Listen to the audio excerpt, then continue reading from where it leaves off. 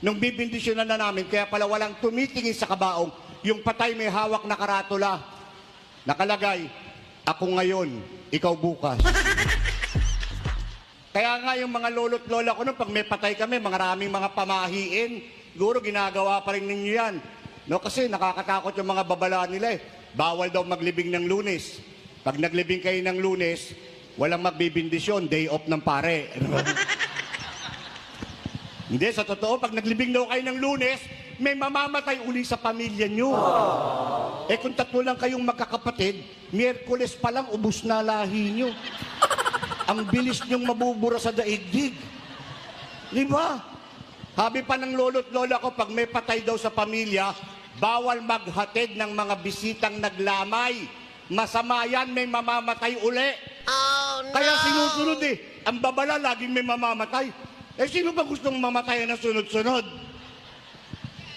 Ang gastos nun. Kayo naman, kapag kayo'y naglamay, bawal kayong mag-uwi ng mga pagkain nakakain sa burulan. Yung iba, pag kinapkapan mo, puno ng buy-bawang yung bulsa. May mga butong pakwan.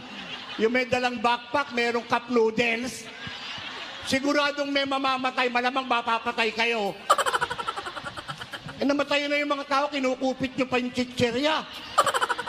Ang pinakamasagwang turo, pag may patay daw, yung kamag-anak, bawal maligo.